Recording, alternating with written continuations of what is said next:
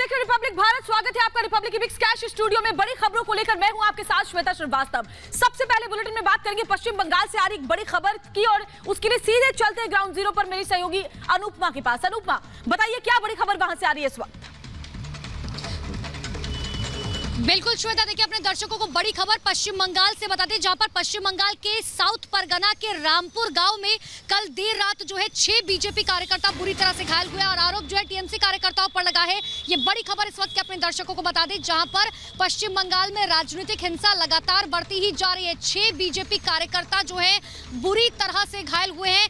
हालत इतनी खराब है कि वो तस्वीरें अपने दर्शकों को एक जिम्मेदार चैनल होने के नाते हम दिखा भी नहीं सकते, लेकिन आपको बता दें कि ये जो बीजेपी कार्यकर्ता हैं कल देर शाम सभी जो है फिलहाल जो है किसी शादी समारोह से लौट रहे थे, जो जानकारी मिल रही है। लेकिन आखिर कल रात देर रात क्या कुछ हुआ, किस तरीके से राजनीतिक हिंसा लगातार पश्चिम बंगाल में बढ़ती जा रही है, उस पर एक अपने दर्शकों को रिपोर्ट दिखाते हैं।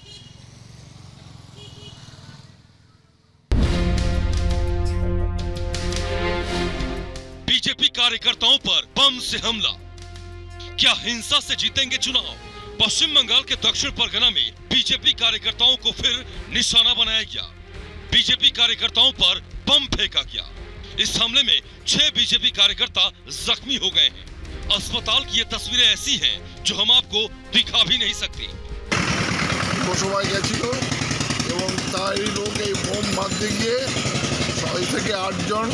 गुरुतर जखम হয়েছে এবং তার মধ্যে কয়েকজন মারা যেতে পারে। খুব সাংঘাতিক। इस हमले के पीछे आरोप टीएमसी कार्यकर्ताओं पर लगा है। ऐसे हम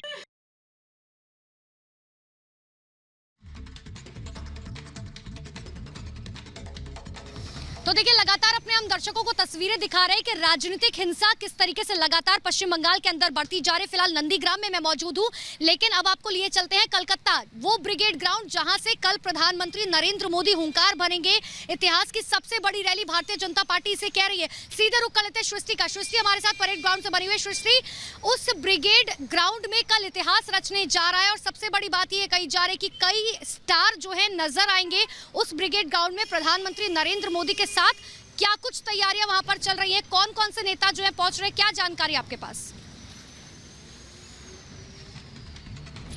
बिल्कुल अनुपमा, यहाँ पर काफी दिनों से तैयारियां चल रही हैं। जब यहाँ के तमाम जो बंगाल के नेता हैं वो पहुंचे थे दिल्ली, उससे पहले से यहाँ तैयारियां चल रही हैं। ब्रिगेड मैदान में कल जाहिर तौर पर इतिहास रचेगा, क्योंकि प्रधानमंत्री नरेंद्र मोदी यहाँ से लगभग 7 लाख लोगों को संबोधित करने वाले हैं। मंच पर कौन कौन होगा, हालांकि इसका कोई भी औपचारिक ऐलान अभी तक नहीं किया गया है। पीएमओ से इसकी सूची आती है और अभी तक ये नहीं मालूम कि मंच पर कौन मौजूद होगा। लेकिन मिथुन चक्रवर्ती वो सबसे बड़ा नाम है जिसका जिक्र बार बार किया जा रहा है। हालांकि अभी तक ये अटकलें हैं, इस पर कोई कंफर्मेशन नहीं है। फिलहाल मैं मंच के पास की तस्वीरें दिखाना चाहूंगी। ये पूरा मैदान आप देख सकते हैं। यहाँ पर लगभग 7 लाख लोग बताए जा रहे हैं। 7 लाख से ज्यादा लोग यहाँ पर पहुंचेंगे और 2 छोटे छोटे मंच यहाँ पर बनाए गए हैं। बड़े मंच के आसपास में स्थानीय जो नेता हैं वो होंगे और मीडिया कर्मचारियों के लिए भी एक अलग मंच बनाया गया है। इसके साथ ही आसपास की जो एरियाज है 1500 सीसीटीवी कैमरे यहाँ लगाए जा रहे हैं सिक्योरिटी के लिहाज से। और आसपास के जो इलाके हैं, जो रोड है AGC Bose road, hospital road, जो जितने भी व्यस्त मार्ग हैं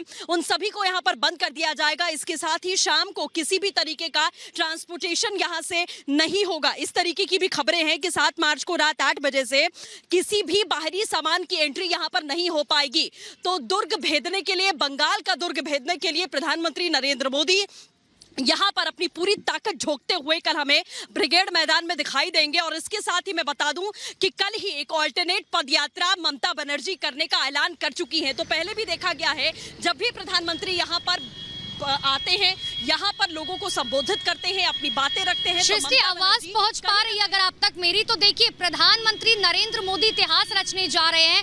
ममता बनर्जी की तरफ से पदयात्रा की जा रही है, लेकिन ममता बनर्जी उन तस्वीरों को कैसे नकार सकती हैं जो आए दिन सामने आ रही है। साउथ 24 परगना में के कल जो रामपुर गांव है वहां पर 6 बीजेपी कार्यकर्ता बुरी तरह से घायल हो जाते हैं और आरोप लगता है टीएमसी के कार्यकर्ताओं पर। आए दिन पिछले 3 महीने से हम ऐसी तस्वीरें देखते हैं, लेकिन ममता बनर्जी कहती है कि मेरे टीएमसी के कार्यकर्ता कुछ नहीं कर रहे, जबकि बीजेपी कार्यकर्ता ही जो है बीजेपी कार्यकर्ताओं को पीट रहे हैं। बिल्कुल, देखिए अनुपम, शायद इसी वजह से ममता बनर्जी विश्वास खो रही है जनता का। ये बात नहीं कही जा सकती है कि यहाँ पर क्या होगा, बंगाल में कमल खिलेगा या वापस से यहाँ ममता बनर्जी की सरकार बनेगी। लेकिन जमीनी ग्राउंड पर आप भी नंदीग्राम में मौजूद हैं, जहां से ममता बनर्जी ने अपनी पार्टी की पृष्ठभूमि को शुभेंदु अधिकारी के साथ तैयार किया। लेकिन आपने भी वहां से जो लोगों से बातचीत की, उसमें साफ झलकता है कि लोग बटे हुए नजर आ रहे हैं। तो ममता बनर्जी, जिन्होंने 10 साल तक कहती है कि वो बंगाल की बेटी है, यहाँ पर राज किया है, एक महिला मुख्यमंत्री होने के नाते महिलाओं की परिस्थिति बद से बदतर हो गई है। उसके बाद में जिस तरीके की हिंसा हुई है, जब अनाउंसमेंट हुआ डेट का इलेक्शन कमीशन की तरफ से, उसी रात ममता बनर्जी प्रेस कॉन्फ्रेंस करती हैं और उसी दिन जिस तरीके का हमला एक बुजुर्ग महिला पर किया गया, बीजेपी कार्यकर्ता की मां पर किया गया, उनका पूरा चेहरा सूजा हुआ था, वो शक्ल कभी भी कोई भूल नहीं सकता। लेकिन ममता बनर्जी एक महिला होते हुए भी शायद जो